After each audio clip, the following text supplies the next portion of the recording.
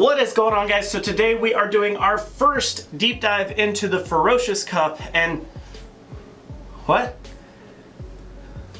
Oh, holy cow. Goofy me wearing a green shirt with the green screen. I know, I'm sorry. Hang on, let me switch. Better? Alright, so let's get started with our first deep dive into the Ferocious Cup. So we are actually starting off with a little bit of a banger today with Bibarel. See, I tried to do a little bit of wordplay with enunciations. Yeah, anyways. So Bibarel is a normal and water type Pokemon maxing out at 1823, which is a great CP to be at for the Great League here. But we do have to do a little bit of IV manipulation to get into the Great League perfectly. At a 0-1 attack, 14 defense, and 13 stamina at level 33.5, so 33.5. We actually end up with a clean 1500, but what that does yield us is the most stat product available to us inside of the Great League. Now, of course, when we rank ourselves up against the entire Ferocious Cup, 38th in bulk and 34th in stat product, which is decent. I mean, it's not like amazing. I think there's roughly like 120, 130 participants here, and I mean, that's pretty good for what it is. But of course, all that does come from our base stats with a 162 on attack, 119 on defense, and 188 on the stamina. We're actually set up pretty well there, but as we know, our moves can make or break us here, which we actually have some decent moves to work with here. So we have Water Gun and Takedown as our two fast moves. And here's the thing about moves this month. So because this is our first month that we don't have a particular typing that we have to fit into, we have this weird like leg, I can't even get my leg up that high. We have this weird like leg, four-legged, furry tail stipulation that it takes to be into the cup. So it's not necessarily that we need to choose moves that are good up against an entire typing here. We really want to take pick of moves that just have really decent stats to begin with. And I think that's really, really interesting because it's a really decent way to take a look at some of these moves that we possibly may not get to use, or it's going to make certain moves shine even brighter than they usually do, and it's going to make some other moves just kind of a little bit more relevant than they maybe would have been in the past. So start off with Bibarel though, we do have Water Gun and Takedown. Water Gun is the clear winner here at 3 energy per turn for 3 damage per turn. We do get 3.6 after stab, and that's because Takedown only being 2.66 energy per turn for a whopping, get this, a total, a grand scheme total, an immense 1.66 damage per turn. Now for what it's worth, it does go up to 1.99 after stab, but still, we don't even break the 2 damage per turn mark, which is really, really, really bad. So Water Gun is definitely the move that we want to kind of pay more attention to here. And then when we get into our charge moves, this is kind of more interesting too, because we have 3 different charge moves. Surf, probably going to be the no-brainer here. For 40 energy per turn, we get 65 damage per turn at a 1.63 damage per energy. And then we do bump up to 78 damage after stab for a 1.95 damage per energy ratio. So Surf kind of makes a lot of sense. But then we get to Hyper Beam and Hyper Fang. So I personally love the idea of running Hyper Fang. A couple of cups ago when Alolan Redacted, which Alolan Redacted is available in this cup as well, but a couple of cups ago, I was really on this Alolan Redacted train with Hyper Fang. I loved it.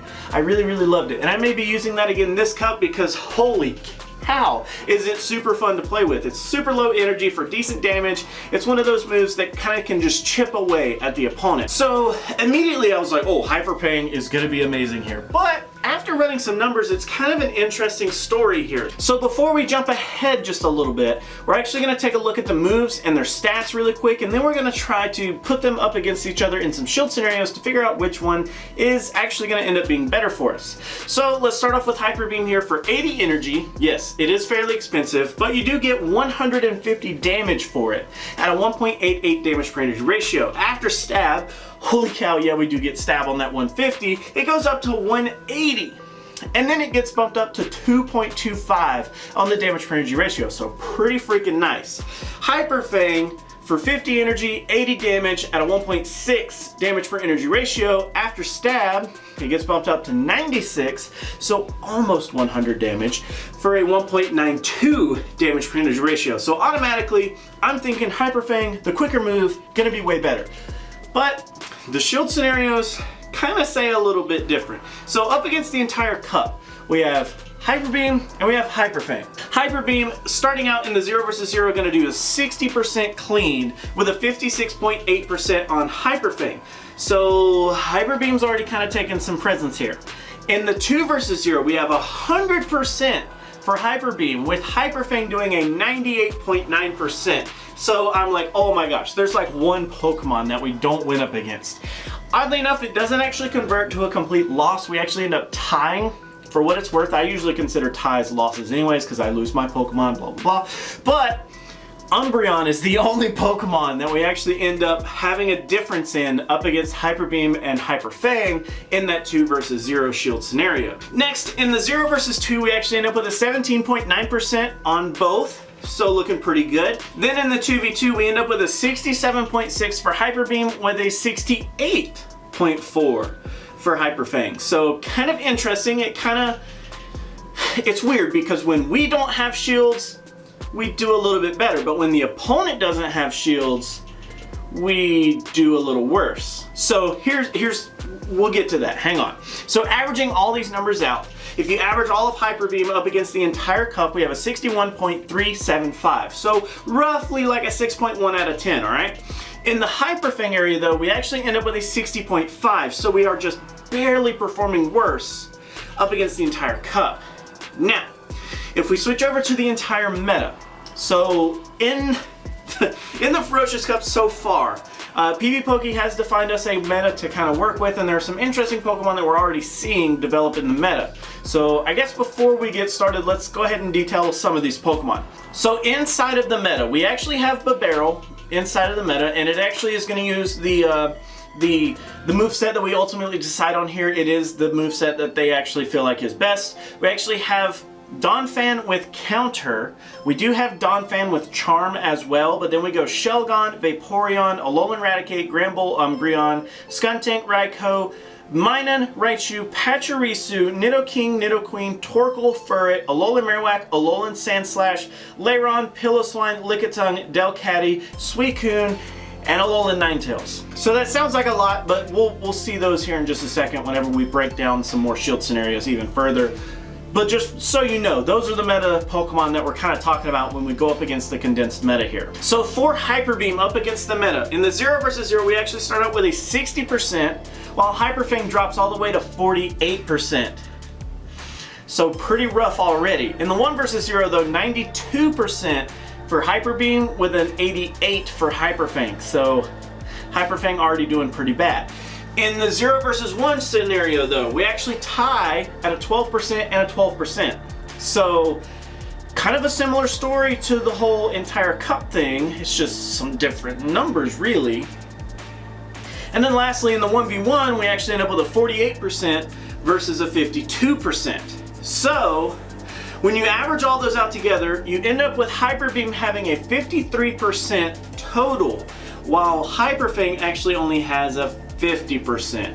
So it's kind of weird. Here's my takeaway from that though. When we don't have any shields, it's better for us to have Hyper Beam so that on our last breath, when we're laying there on the deathbed about to be knocked completely out, it's better for us to have Hyper Beam, which has a ton more damage output, so that we can kind of throw out our last ditch effort, have a ton of damage to boot, and kind of just give it our all right before we faint out.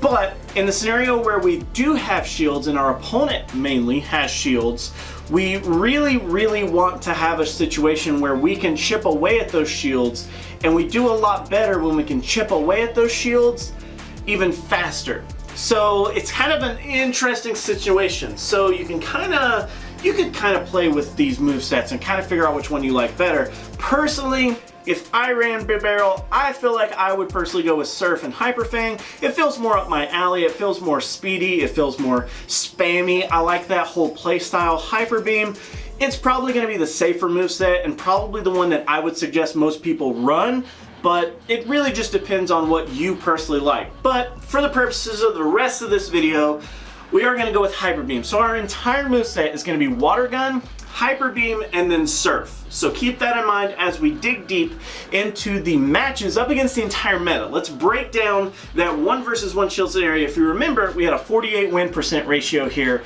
So let's break down all of the wins versus our losses. So starting with our wins, we actually have wins up against Nidoking, Torkoal, Nidoqueen, Furret, Alolan Marowak, Alolan Sandslash, Donphan with Charm, keep that in mind, Lairon, Piloswine, Lickitung, Delcatty, Suicune, and Alolan Ninetales. So out of those wins, I'd say that's pretty solid. Up against our losses though, there are 2 ties for what it's worth. I kind of consider these losses considering that we still lose our Pokemon. If we tie, we're both fainting, so I technically lose my Pokemon is the way I look at it. Bibarel and Donphan with Counter, okay? So it's a little different that time. Charm, we can outpace. Counter, we can't. And then as far as our straight up losses go, Shelgon, Vaporeon, Alolan Raticate, Granbull, Umbreon, Skuntank, Raikou, Minun, Raichu, and Pachirisu. So the bottom 4 there make a ton of sense considering that they're going to be carrying some electric type moves, and we do have that, you know, water typing. So it just kind of lucks out that they have moves that are super effective up against this, but that are pretty much their best moves to begin with. Here's kind of the thing where I'm at with the deep dives for Ferocious Cup. I usually, right now, would go over the coverage map, which is kind of where I take all of our losses and we spread them out against the typings to kind of like paint the last picture of these are your biggest threats.